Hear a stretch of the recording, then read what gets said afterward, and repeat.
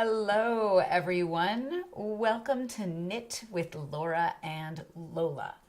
I'm Laura Nelkin. I'm a knitwear designer. I live in upstate New York in the Finger Lakes region, and I am joined by my alter ego, Lola. Lola and Laura are one and the same. Laura is just a little bit more mature, and Lola is a little bit more spicy. So both of us will be showing up, I'm sure, this evening. If it is your first time joining me for one of these lives, welcome. And if you are somebody who's been joining in for the last while that I've been doing them, I would say it's 2 or 3 years, welcome back. For those of you that are new, you'll see that there is a live chat going while I am live. And if you're watching this later, you can enable that and see what people are saying in the chat or not. I try not to look over at the chat and see what you all are saying because I get distracted very, very easily while I'm doing these.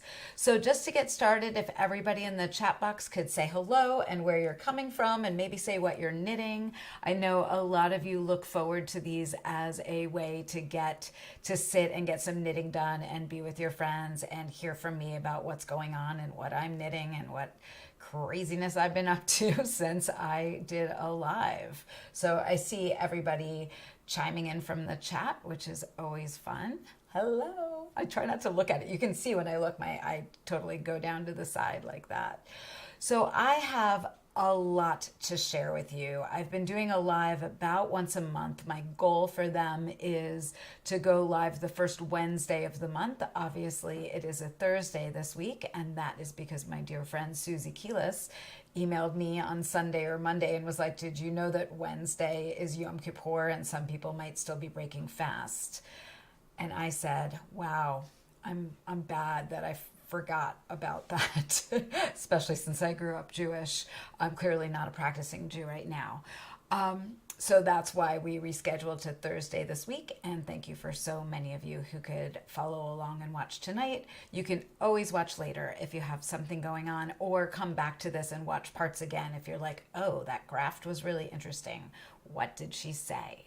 So the things I'm going over tonight, in a nutshell, I have a little list for you, is I am going to share photos from my trip to Ireland in September. That was an absolute blast. I am going to tell you what my plans are for Rhinebeck, which is next weekend, New York State Sheep and Wool, for those of you that are making it up there for that. I'm going to talk about Cowltober because it is October, which means it's Cowltober, and we are celebrating cowls this month. I'm going to give you some sneak peeks on some new cowl patterns coming this month, and also one that is coming later tonight. It is all ready to go once this live is over. And finally, I want to talk to you about Crayola, which is the scarf that I'm wearing that was September's Lola's Choice kit. And I want to show you the graft that I did, and then a beaded graft that Katrina in my Ravelry group figured out and shared with everybody. So I think that we'll jump right in with that. One thing I wanted to say about the set is you'll notice we have more plants here, and it's because it's starting to get colder outside. It actually has not frosted yet, which is amazing for, you know, the beginning of October. Normally we've had our first frost. We have not had a frost yet, and I'm slowly moving all of the house plants that got to be outside for the summer back inside for the winter, and I'm going to start rotating out which ones get time in the studio. The studio doesn't have quite as much light as other places in the house, so I end up having to rotate a bit, which involves my husband Max helping me carry the big ones up and down the stairs. But right now we've got a few, and I just really love how like full and green it is. I picked a bunch of poblano peppers and jalapeno peppers today and still left more out on the plants because I don't see frost for the next week, at least in our future. I just looked at the chat and got distracted. Bad Laura. So the first thing that I want to talk to you about is Crayola, which I am wearing. And one of the elements that Crayola had in it is this really interesting Shetland graft. I learned how to do the Shetland graft when I was in, where was I? I was in Inverness at Loch Ness Knit Fest, and I learned it from Anne Unson. Anne Unson is a brilliant lace knitter. You might know her from those amazing lace fences that your friends have probably shared with you on Facebook. She is the woman who knits those fences, and she also is just an absolutely fabulous Shetland lace knitter. And she taught this really interesting graft in a lace hap shawl that I took with her. And I kind of learned it and I put it in my back pocket. And then I used it for the first time earlier this winter on a tween, which was the first design for 2022's N Club. And I used the graft to modularly connect sections together without having any seaming. And you can see that graft right in the middle there at the center on either side of those square beads is where the Shetland graft is. And I teach how to do that graft in the video that comes with that pattern. If you weren't in 2022's N Club, that pattern is available, I believe, in February. It will go live to everybody. So that was a tween. And then I realized, let me come back to me for a second, then I'll go over to the other photos.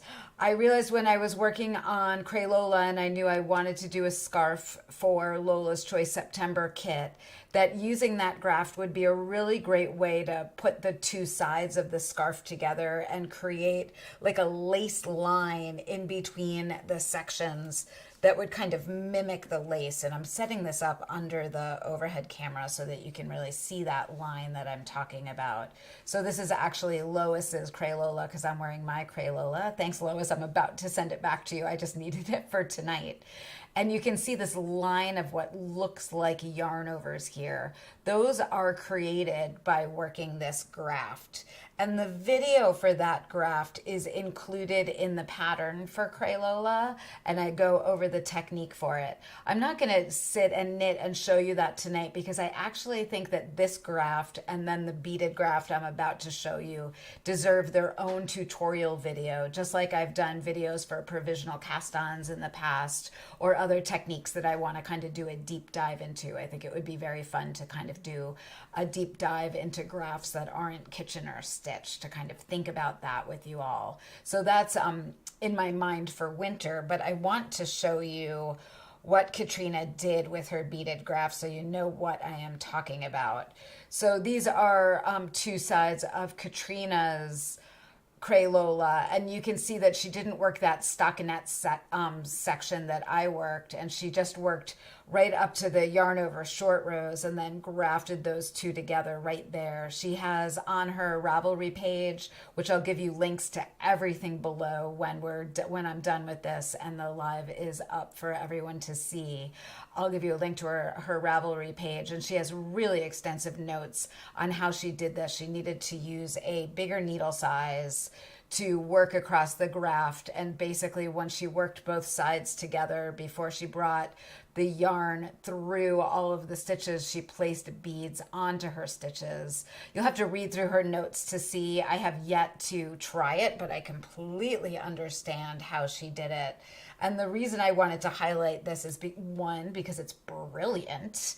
And I have many moments where I'm like, I wish I thought of that. But this one in particular, I'm not sure I would have thought of it. I'm thrilled that Katrina shared it with us.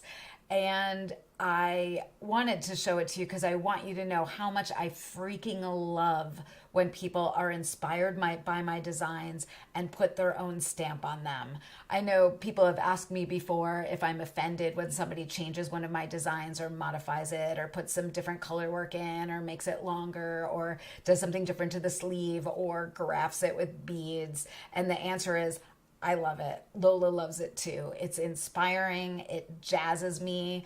I was at the Webb's retreat last weekend and I taught a class on fixing lace mistakes that we finished sooner than I'm used to finishing classes. And I understand why that is now. That's a whole other conversation.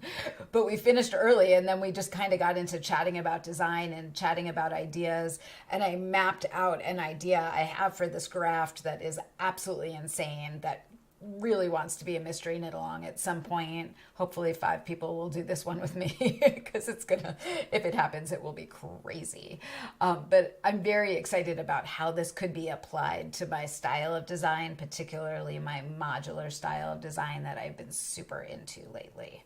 So thank you so much for sharing that, Katrina. I want to make sure people know this is your brainchild, and I'm just going to off and run with it at some point. But really enjoy it. Taking a sip of tea before I move on to the next thing. While I was having a sip of tea, I was looking at the comments, and Susie said she's one of the 5 who will knit that mystery knit along with me, which is awesome. Thanks, Susie.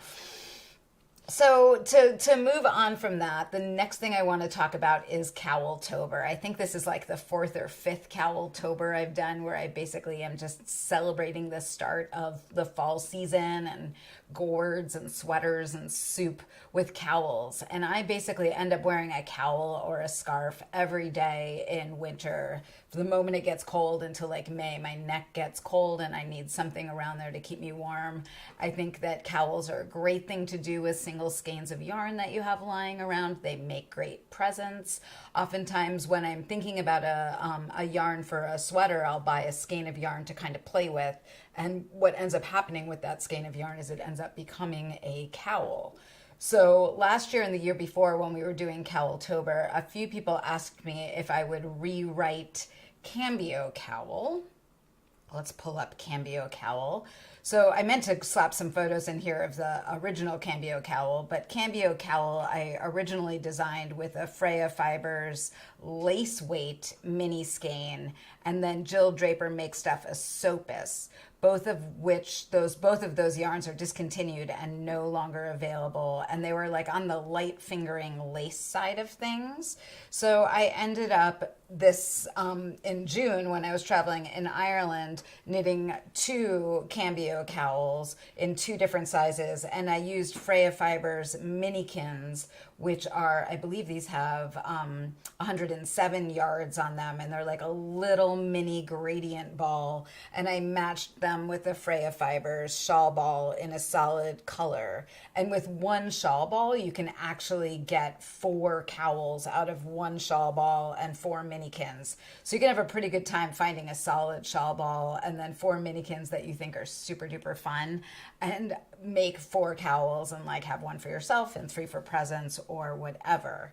What I'm going to tell you about Cambio Cowl is that as soon as I'm done with the live tonight, I'm going to make it live, and it is going to be free through Saturday, and that's because tomorrow is Friday. Fridays are Freaky Fridays. I like to do some fun little thing for Freaky Fridays, and this week it is free cowl, free Cambio Cowl in this new version, and we got some really good photos of it. I don't want to show you too many of them, but this is a great photo that my photographer Jamie took, and then she got this really, really special photo of me that I don't think I'll put up on Ravelry. I just saw a question if I'm going to rewrite Cambio Cap, and right now I'm not going to rewrite Cambio Cap. I haven't this year anyway. Maybe I'll get to it this winter, but there is a stunning photo of myself wearing the cowl. And then this next cowl I'm showing you right here is Solite Cowl, and I actually have it over here, and this uses the stitch from Solite, which is a lace shawl that I designed for the N Club. This, I guess it was like in June that released. And I took that cockle shell stitch from that pattern, and then let me just switch to the overhead camera so you can see the beads. And I put beads on every shell going along the top of the cowl, and then I just have the body of it plain. This is my last skein of Kiviot that I got when I was in Alaska. I believe I'm going to be gifting this to my mother-in-law if I can bring myself to, because I think that she'd really like it. And she's not very blingy, so I think that tiny kind of muted bead that I used right there will be absolutely perfect for her. This yarn is so warm and scrumptious and lightweight, and it was an absolute joy to knit on this. I actually knit on this one when I was in Ireland in September, And I knit it not so much on the bus. I knit it more when I was in the hotel room or when I was flying and not distracted. This would be a little bit of a hard stitch to do when you're on the bus, but it really isn't very hard knitting. You're just working in the round, following, I think it's a 12 row or 16 row repeat for So Light. So that pattern will be coming out, I believe, next Friday when I'm at Rhinebeck. And it'll have a little video for how to do the stitch with beads and without beads. It is not so hard. And then the next pattern, and the reason I'm telling you all these now is, one, to get you super excited and keep following me for the whole month, because that's a thing. And two, because I won't have another live until the beginning of November, and then Cowltober will be over. So this is just to tease you. So there's So Light Cowl. And UN Club people should just get ready for our unboxing on Sunday. I'm very excited. Your email will go out tomorrow with the last design. And I also knit a Flosaic poncho in a worsted weight yarn. I used La Bien Amie Cory Confetti. And this is a photo that I took, and my photo shoot that was supposed to be this week just got rescheduled to next week because my poor photographer has COVID. So we are just learning to roll with it right now and be really fluid with schedules. So that's my friend Stephanie wearing Flosaic poncho for me quickly so I could show it to you all. And then these are the prizes that you could win. Well, all of them except for that center skein of Olan, which was already claimed by this week's winner. So there is a knit along in my Ravelry group called Cowltober Cal. And all you have to do within a week is post a picture of a cowl you are working on that is linked to a Ravelry project page. What is fun about this cowl is it does not have to be one of I believe I have 46, and by the time this month is over, I will have 50 cowl designs. It can be any cowl you are knitting on, even one you are designing yourself. It is so fun to see. I typically keep my Ravelry group my designs, but it is really fun sometimes to do knit alongs where we're just showing everybody what we are knitting. I'm sure many of you are knitting Stephen West's mystery knit along right now. And if you are and you think it's a cowl, then I guess you could put it, but I'm pretty sure he said it was a shawl. So there is not a thread for that, but I'm excited to see what he has done because his mystery knit alongs are always crazy intriguing to me. I just had to do a nod out to Mr. Stephen West there. Flosaic is very fun. That is one of my most worn ponchos, I will say, the original Flosaic poncho. And as I get to releasing them, I'll show you like what the old ones look like and what I've updated to, just to give an idea of like past and present. And then I don't know about future. Future is yours. Okay, so let me look here. So I look at my notes to keep myself on track. Typically, this is the time of the live where I tell you what I am knitting, and all of my knitting is insanely secret because I am working on Lola's Choice November's design. Actually, that's off the needles. I'm just in the writing, design, tech editing phase. And I am also working on Lola quite intensely, and I can't show you that. All I can do is tell you there's been some ripping and some more knitting, and I absolutely adore it. And there's actually going to be two versions. There's going to be a much simpler version, and then there's going to be the like Lola had a good time with design version, and you'll get to choose which one you want to do. If you have signed up for Lola, then you'll get both patterns and you can decide which one you want to make. If you are not signed up for Lola and you're thinking about one or the other, they will be available for purchase, and you'll be able to knit along with us in my Ravelry and Facebook groups. So that's what I'm knitting right now. I'm also working on Max's sweater, which I'm trying not to say negative things about because I don't want to put negative energy towards a sweater I've been knitting forever. But I finished the body, I cast it off. I am worried that it is too big because Max has lost weight, and I think my gauge might have gotten larger. Not quite sure. So before I enter Sleeve Island, I'm actually going to stop and block it and make sure it's good. But I am going to have that done for this winter. It is not going to keep following me around. So that is almost done. And then I'm also knitting some extra goodies for Lola. So there's some extra little things in there, and I'm working on those as well. So that is what is on my needles. And some of you who were on the Ireland trip with me saw bits of low lumber, but not all of it. I didn't bring the big boy with me because it was too much for travel. I see a fair number of people here who were with me on my Ireland trip in September, which I'm about to show you slides for. But before I jump into those, there's two more things I want to tell you about. One is November Lola's Choice. Lola's Choice is my small knitted kit club. I am going to do it differently this year, and I think it's going to be really fun. What I'm going to do is send out the kits at the beginning of November, at the very, very beginning of November, because we need to get them out of the door so we can work on low lumber. And then the patterns are not going to release until I believe it is Sunday, November 9th, when we have a Zoom with the people who made the yarn that's in the kit. And I'll tell you what the yarn is once the kits ship and they start landing. But it is from Europe. It is a very unique yarn. All of my testers who are here in this chatter thread have already gotten it, so they know what it is.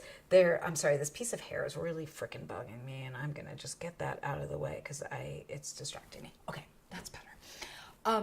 So that's going to be a new thing. And during that Zoom, I'm going to reveal the two patterns for Lola's Choice. We're going to get to learn about the yarn because it is very, very unique. We'll go over how to work with the yarn to have success.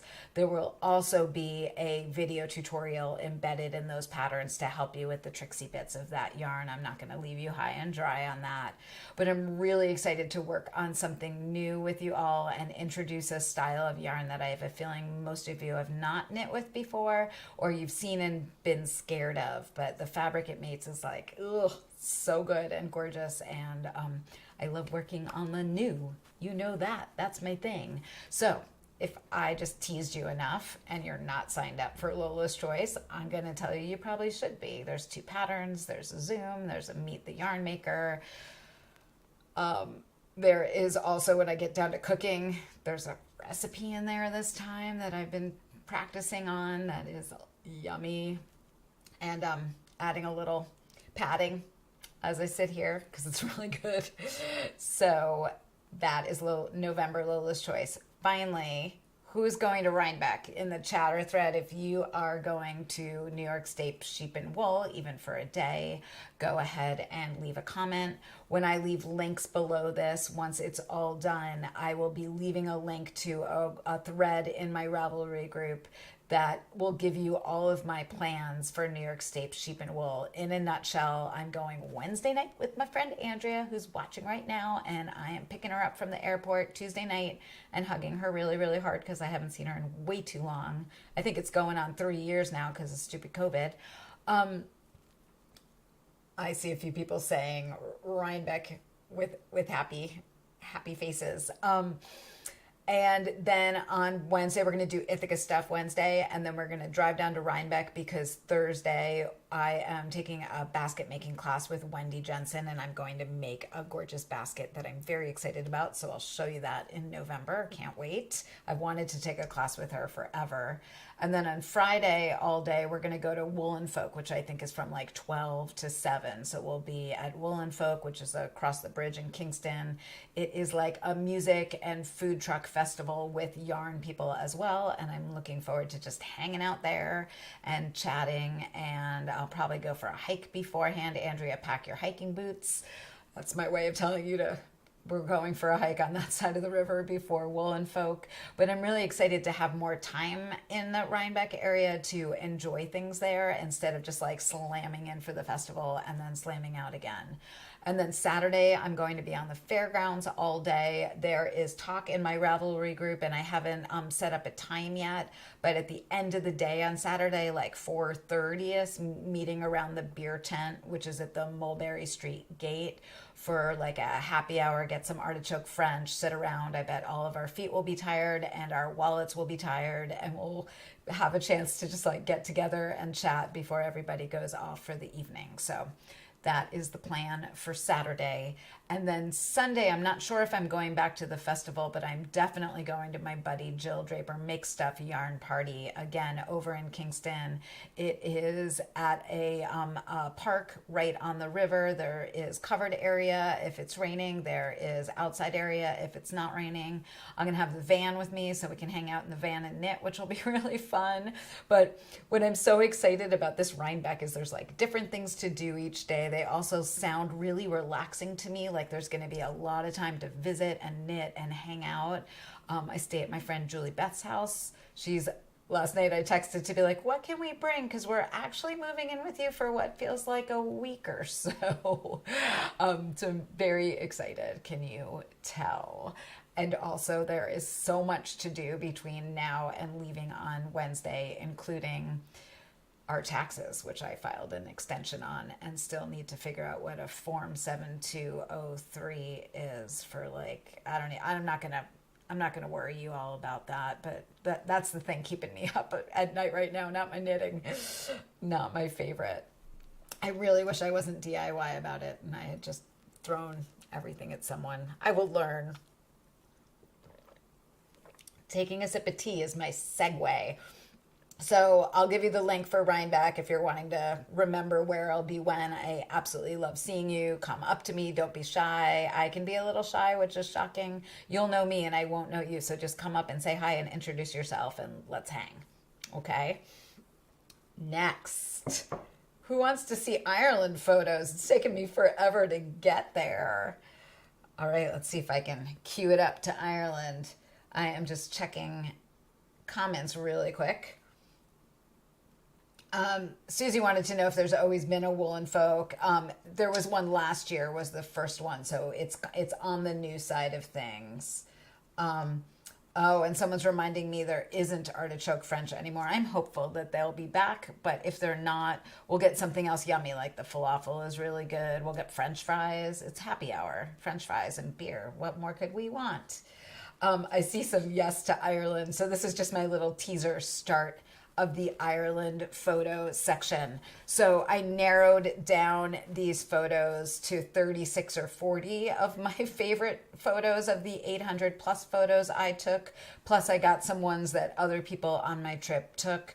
I will say on this trip, there was only one person who had traveled with me before, and otherwise a lot of people were new to me, and now they are dear lifelong friends, as can only happen on a trip like this when you really get to know each other. So we started off, I flew in a day early and I spent some time in Dublin and got my nails done and went shoe shopping at Camper and Fly of London like I do. And then once the group met, what better way could Lola start off a trip than taking us to the Irish National Stud and Gardens? So I had found out about these gardens from my friend Chris Gardner, who runs gardening trips in Ireland. And I realized it was on the way to Kilkenny, which is the first place we were staying. So I asked if we could add it to the itinerary, and it was agreed that it was a brilliant spot to stop because there's a cafe there and bathrooms, which you always need. And then we could learn about the Irish National Stud and also see the Japanese gardens. So, I mean, let me just I promise I won't talk this much about every photo, but this was so good. Let me point out, I believe his name was Trevor. I might have his name wrong. I tried to write these things down, but I'm the worst at names. So Trevor there, our guide on the left, there was a group of there were like 24 or 25 women. And then Trevor, who is explaining what exactly a stud is to us. And you would think that, you know, he's done this tour many times and he wouldn't blush while he explained like what 2,000 euros in advance of covering meant, or 60,000 euros 1st of October terms. But the dude just like literally blushed the whole time he was telling us about the stud. We got to see horses there. We saw one horse, their premier stud, who is worth like something like $40 million or $70 million. I'm not even quite sure, but we all fell in love with Blushing Trevor. And then after we had the tour of the stud, we went through their Japanese garden, which is absolutely stunning. And I've not really experienced a garden that tells a story in the way that this garden did. And we got kind of a map to go through it, and there were stops where you could read aloud each part of the story. And it was really about a couple starting out as youngsters, not knowing each other and falling in love in their life together, and they're coming apart and going apart and coming back together and then passing away. And it was absolutely beautiful. And then we went on to Kilkenny and stayed at a castle that I forgot to take a photo of. I'm just not going to show you every single photo. I'm kind of giving you highlights here because this could take 1,200 years. But we went to Susanna Crampton's. She is a farmer, and she raises Zwartbles, I think I'm saying that right, Zwartbles sheep. And she also has these alpacas that were the snuggliest alpacas you've ever met in your entire life. They really, let me see if I got a photo. I don't have a photo of that in there. Sorry. I really kind of trimmed them down. They were kissing us. They were leaning up against us like my dog Noche used to. One of the things that Susanna had was one of the most absolutely beautiful, effortless, kind of crazy gardens, like the kind of garden I actually adore.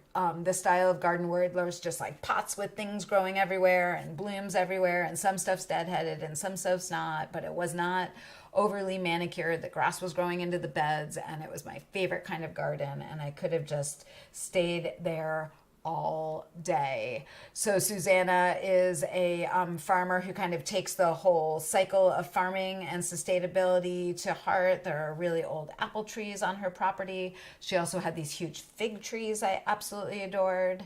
And then from Susanna's, we moved on in County Kilkenny to a town with Cushendale Mill. And I am not going to attempt to pronounce the name of this town. It starts with a G, and it's very, very long, and I know that I would absolutely destroy saying it in Irish.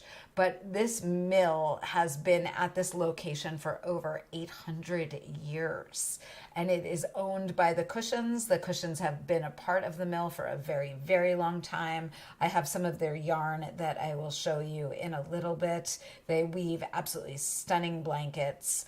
And then this is just a photo I took that I absolutely loved of like fuzz everywhere next to the power loom. That power loom is one of the oldest ones in Ireland, I believe.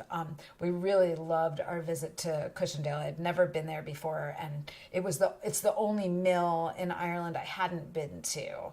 So I was really glad to get to go there. The next day we had a class with Carol Feller in the morning. Carol Feller is a dear, dear friend. Everybody fell in love with her yarn, Nua. And then we went to Kilkenny Castle, which was an absolute blast. And we got a picture of almost everybody in the group. I think 2 people are missing from this photo. We had one person sick and one person not able to make it with us last minute.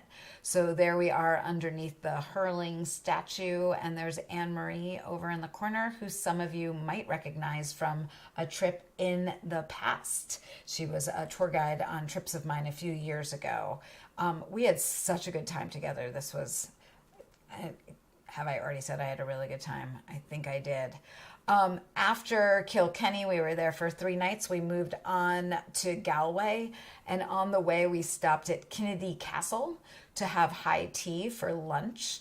And it's opportunity lost. This place should have been called Knittedy Castle, right? So we all knit and we had high tea. There was sparkling. It was fun. We went for a little walk in their garden and then jumped back onto the bus. I forgot to say that on the way there, we ended up taking, not really a wrong term. Google told us that it was faster to go over the Sleeve Bloom Mountains. I don't have any photos because photos aren't good when you're driving in the bus and you get the glare of the window. But I actually think it was one of the top 10 most gorgeous drives of my entire life. And I know for my bus driver, Beata, that it was probably the top 10 scariest night of her life because we were really unsure if a bus should be on those roads. And it was just like, it was a stunning drive, and it ended with high tea at this castle. And I remember having a moment with Anne-Marie where she was like, should we have done that? Was it worth going to high tea? And I was like, oh, today was the best day. Like we're all knitting in the bus. We're happy. We don't mind a long detoury drive through some gorgeous, right? Beauty with terror, Sean. Nothing like it. Keeps the heart going, right? Then we got to Galway and really whooped it up in Galway. And there's a photo of me with Kim Kardashian, but it wasn't a high enough resolution for me to share with you. But we went out and listened to music and met some people from Scotland who became our best friends. One of them was Kim Kardashian. We couldn't understand most of what they were saying, but we loved each other very much and had a great night. And Anne over there made sure I got it back to my room safely.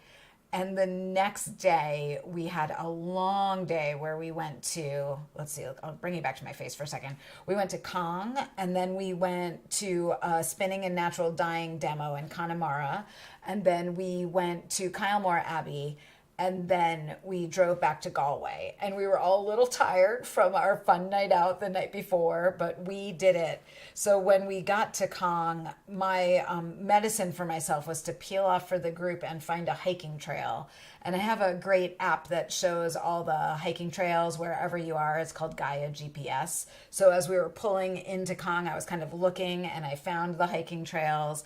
And I forget the name of the castle. Like maybe it was like, I forget the name of the castle that's right next to Cong. Somebody could look it up and put it in the chat thread. It's like a very highbrow, fancy pants castle.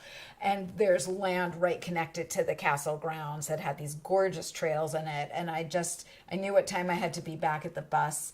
And I went through them and it was absolutely magical. Like I really thought I was going to get swept away into another portal and end up somewhere entirely different.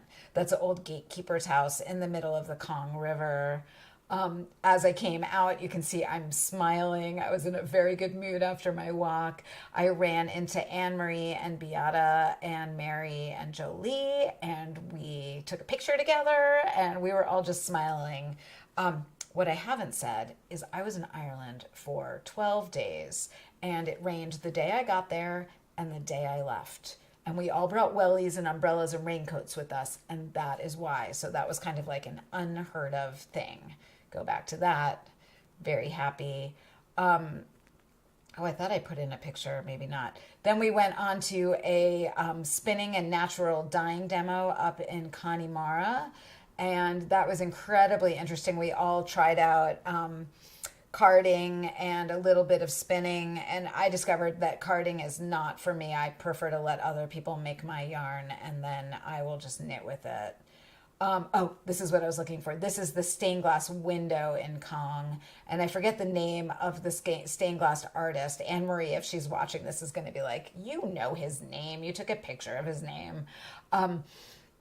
The stained glass was unlike any I've seen before. It was kind of half illustrated and drawn on and then half pieced together. And it was absolutely stunning. I could have stayed there for quite a while, kind of discovering different areas of it.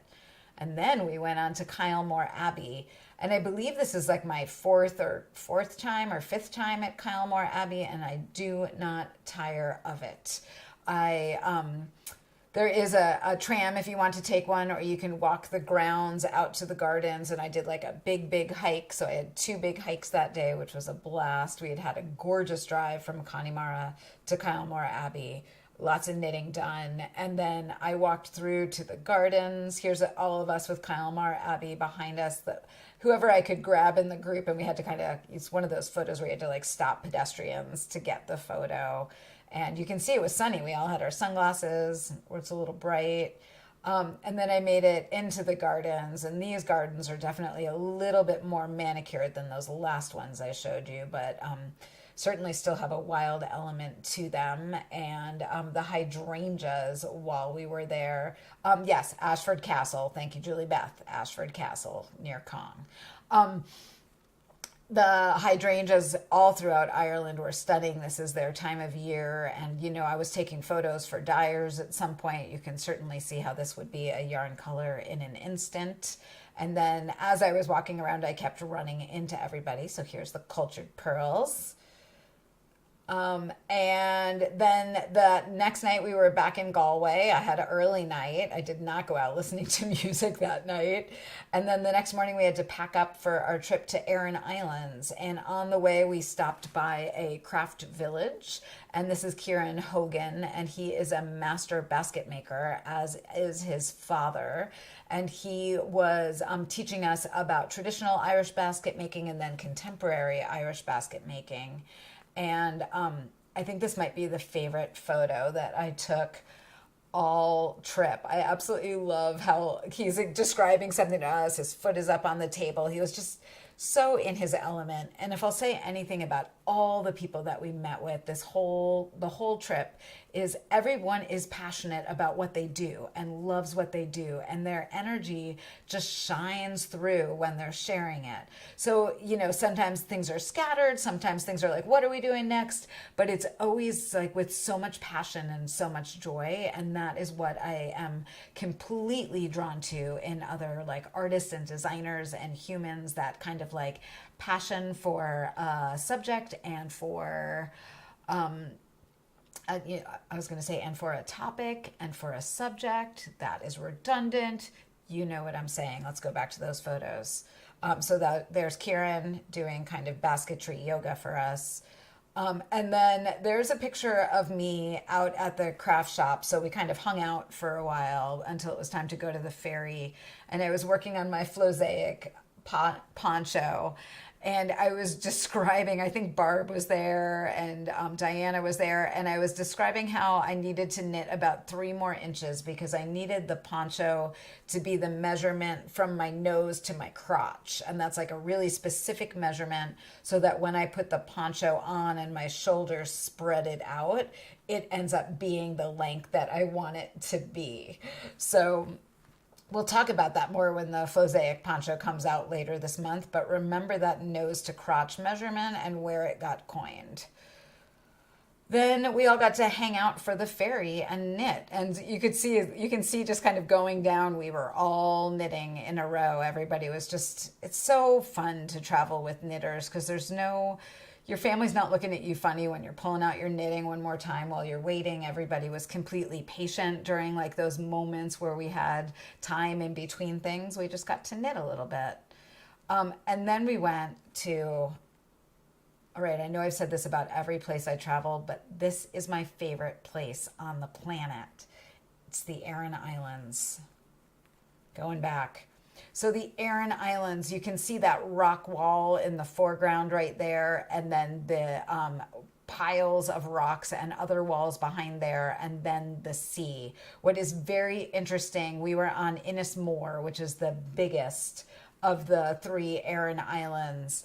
And I believe Ennismore has about like 9 miles of roads and 30,000 miles of rock wall. So I tried to get some photo that shows that as we kind of go through here. The next morning, super early, I woke up and we went swimming in the Atlantic Ocean. I believe this is actually the Galway Bay.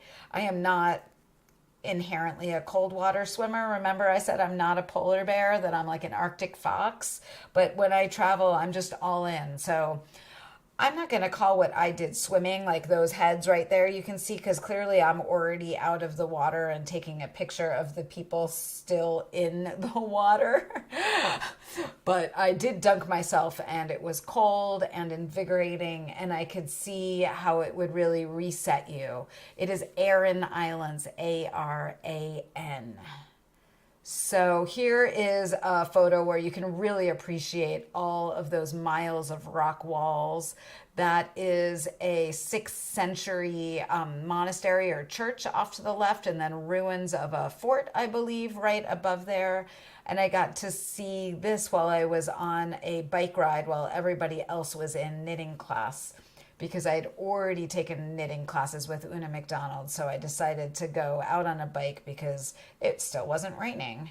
And then this bull and his lady friend we saw, and you can see the ruins of the church or the monastery right up behind him. So that's just like what it was like on the whole island, is everywhere you looked, There was amazing wildlife, or, this bull is wild, but he's not technically wildlife, and rocks and ancient crumbling structures with so much history behind them. In the afternoon, after knitting class and lunch and shopping, we went up to Donegal, which is a medieval fort way up. Earlier than a medieval fort, much earlier than that. It is a fort way up high on a cliff. The photo I showed you at the beginning was looking off to the left from here. So we all not we all, but a few of us shimmied up on our stomachs to look down over the cliff's edge to like really appreciate where this fort was built. And then here's Diana. I love this photo. She's knitting like right at the edge of the cliff. And you can see if you look down on the rock, how there's just like lichen and little plants and flowers growing everywhere. So I took a close up of that to just give you an idea of how beautiful it is there, even though it kind of like looks stark and bleak. When you kind of get down into it and get on its level, beauty is absolutely everywhere. When we came down from the fort, we found this absolutely beautiful blanket that I shared this photo on Facebook, and I think a few people found it through Erin Crafts on Amazon or on websites that sell it. This is a Tree of Life stitch that I've not been able to find in any book. So I feel like this stitch is unique to the blanket manufacturer that designed it. So I'm not sure I feel necessarily good about kind of ripping it off or like reknitting it or redesigning it. But I really, really love it. And it's super effective with the lace branches and leaves and that cabled trunk.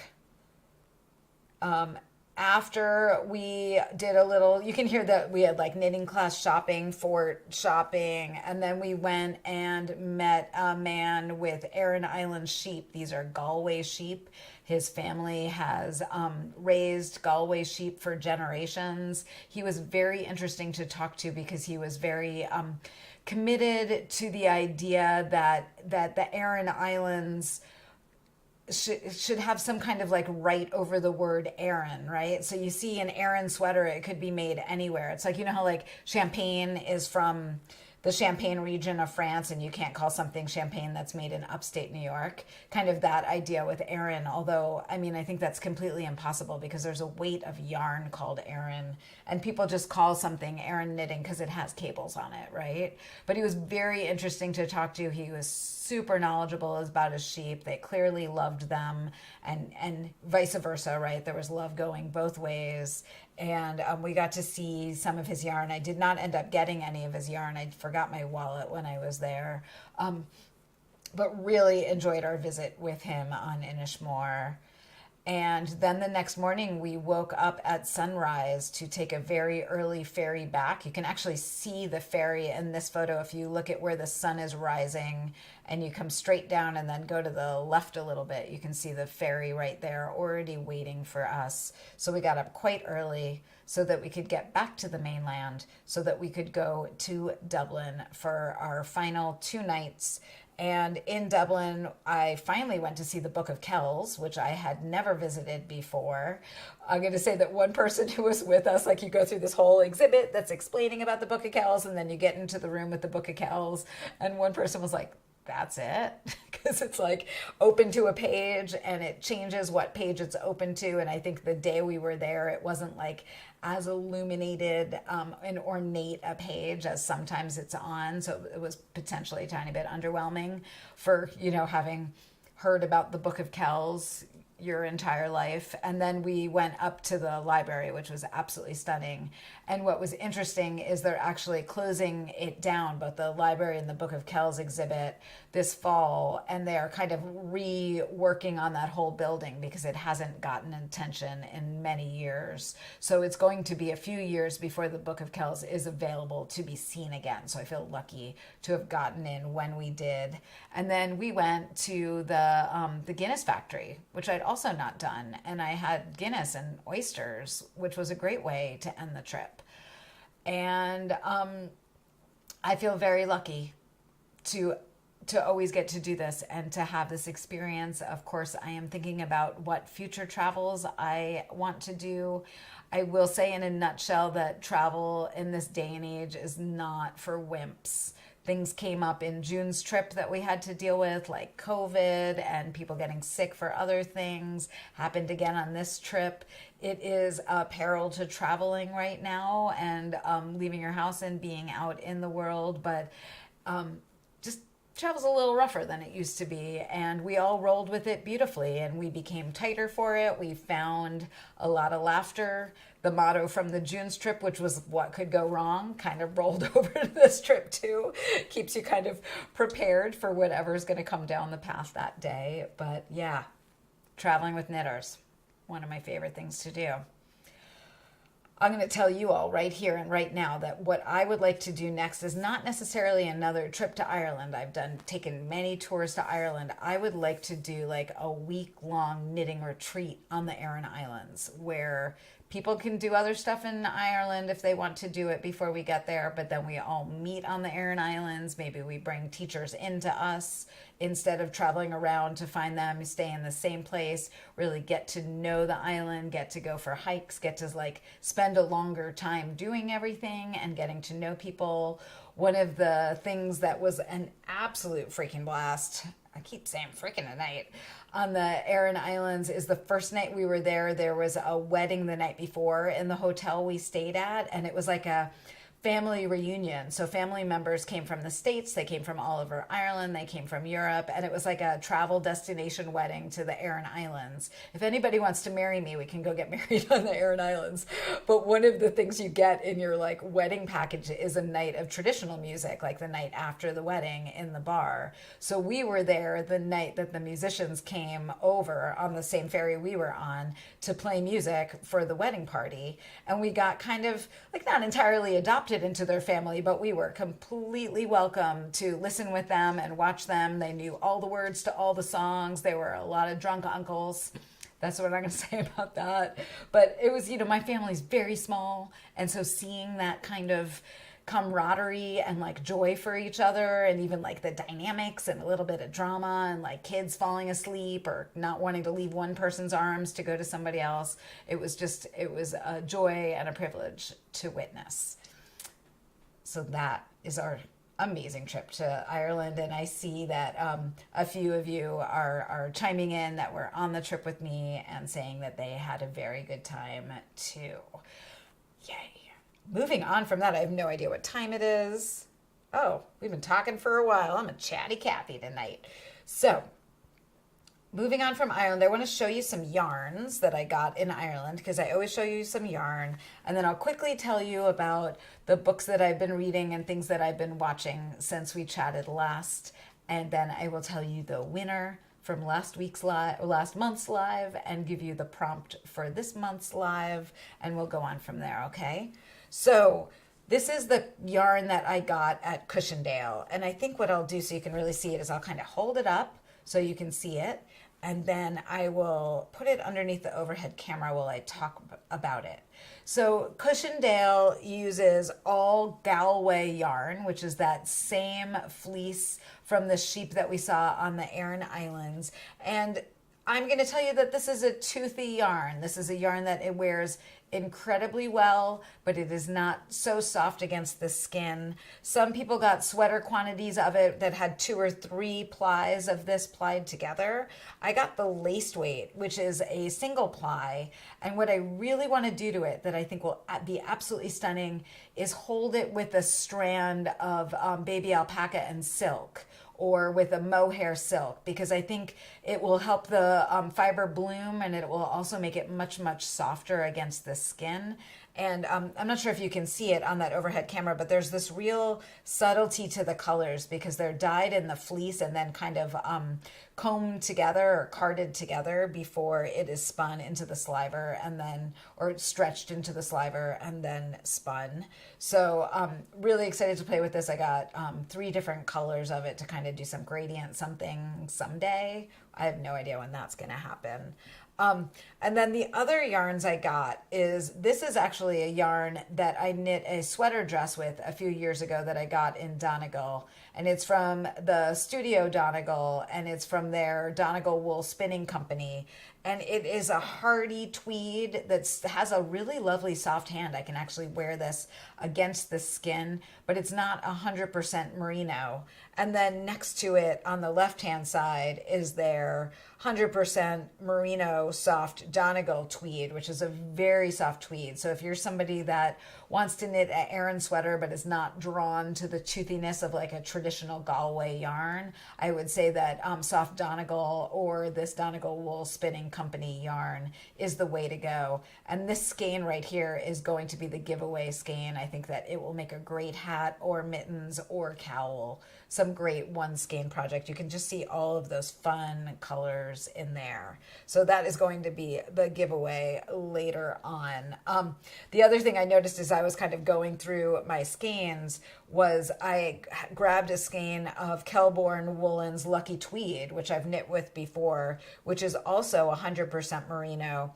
And I realized that these two yarns are very, very similar to each other. The color palettes for both of them are a little bit different, but the yarn seems very, very similar both in weight and construction. So if you're ever looking for like more colors in Lucky Tweed or more colors in Studio Donegal, these two are interchangeable to each other, and the Lucky Tweed is available in the US very easily. So I just thought it was it's fun when I go.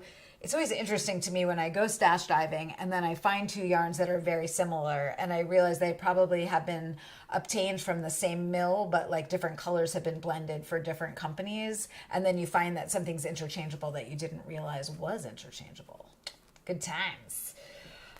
I love Donegal too. I just saw Maureen said she liked Donegal. That's me talking to the chat just a teeny tiny bit to keep things alive.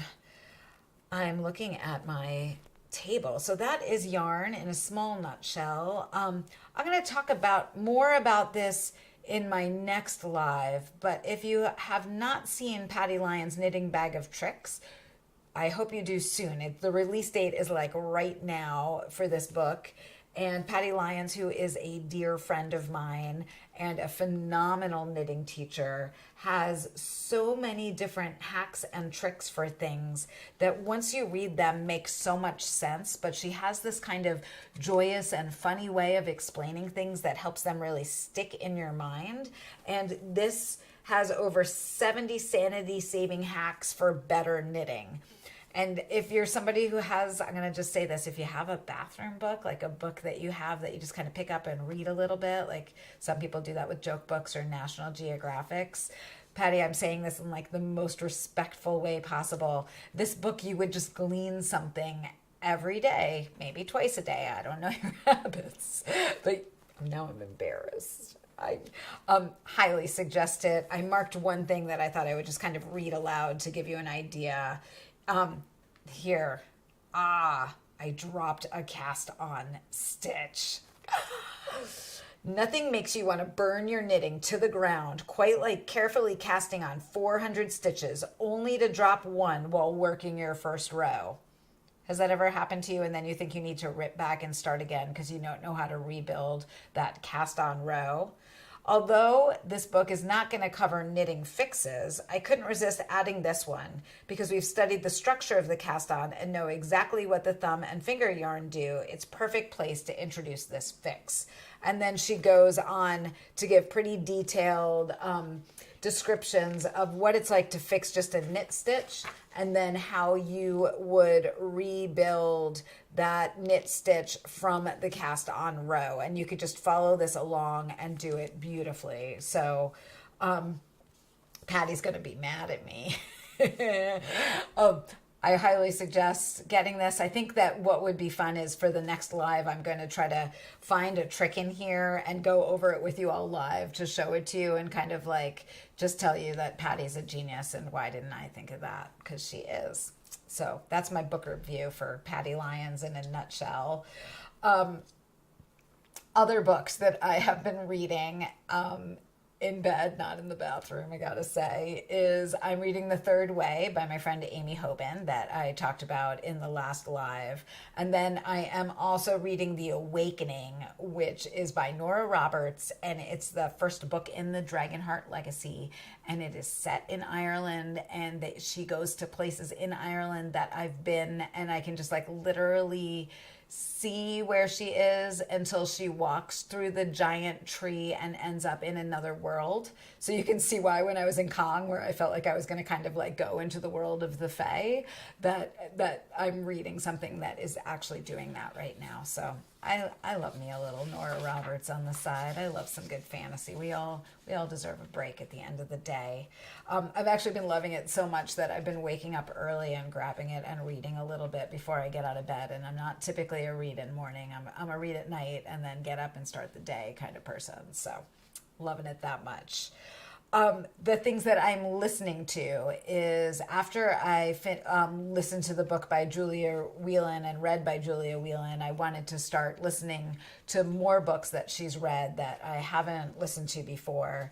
And my friend that I was walking with said that she had just listened to a novel that was mostly set in Ithaca from somebody who absolutely loved Ithaca. It's like set in the 90s in Ithaca. And it's called The People We Keep by Alison Larkin. And I listened to that and really enjoyed it. I would say it's not the lightest book. It's a little heavy. It is about a young woman who strikes out on her own, and it's not easy. She struggles. And the bits about Ithaca, of course, I could put her in her place exactly where she was. I knew like when she said she was at Cafe Decadence, I knew she was at Muffin Madness. I could like see it in my mind, which is fun to kind of go back to those times that you've been in before. And the reading is excellent. So I would suggest that book. Just know that the subject matter is a little heavy. And then I just downloaded A Visible Man by Edward Enninful, who is the Ghanaian editor-in-chief of British Vogue and the European editorial director of Condé Nast. So this is his memoir. He moved from Ghana to London when he was young, like 5 or 6, and his mom was a seamstress. So he used to help his mom she was like a designer and a seamstress and had people sewing for her. So he used to help his mom, and then he was discovered as a model when he was like on the subway when he was 16, and he quickly kind of got engulfed in the fashion world in London. And he's somebody who he wanted to put like a black woman on the cover of British Vogue, and he was told that black women didn't sell magazines or something horrific like that, and he really fought against that. I mean, he was the editor and he was black. So I had heard on NPR, a Fresh Air, when I was driving home from Baltimore the other day. So that is cute to listen to. He does read it himself, and I always love when an author reads their own book. I think it really adds that gravitas to the reading, if Julia Whelan's not reading it, of course. In terms of watching, I have been watching Smother, which is an Irish murder mystery set on Galway Bay. It's actually set more like on the Burren side of Galway Bay than the Connemara side of Galway Bay. I found it on Peacock. I heard about it when I was in Ireland, and I went to find it. You can watch it on Peacock if you have access to that.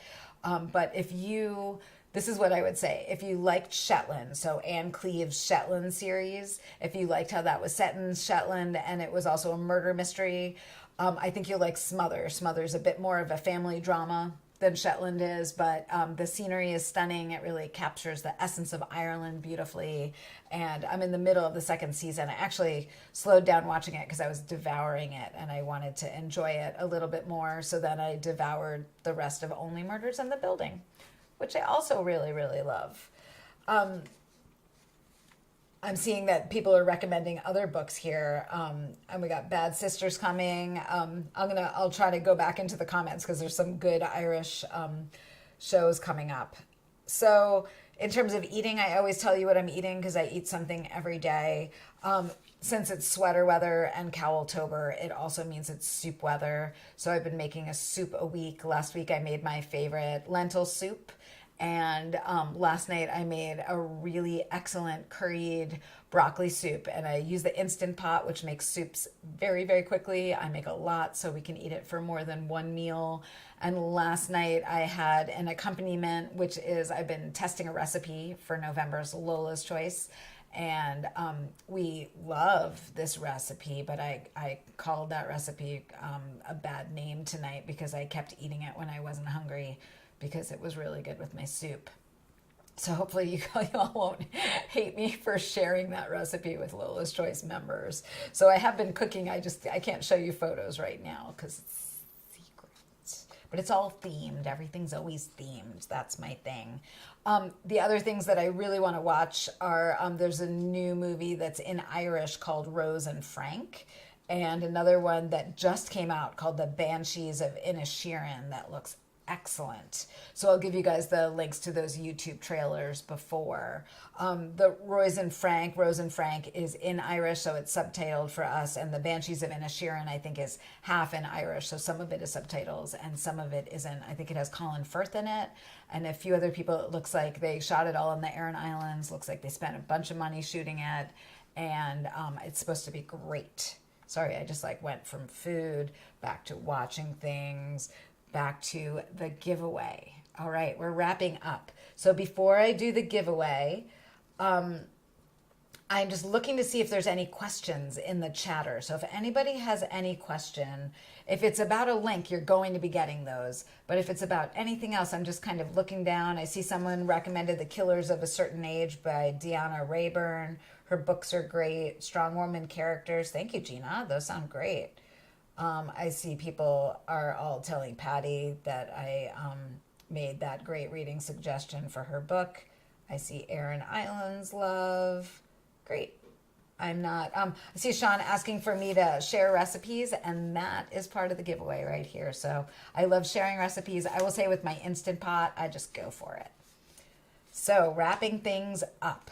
Last week's winner, I asked you all, so what was, why do I already forget what you were going to win? Oh, Mary, you're winning this gorgeous skein of yarn I brought you back from Ireland.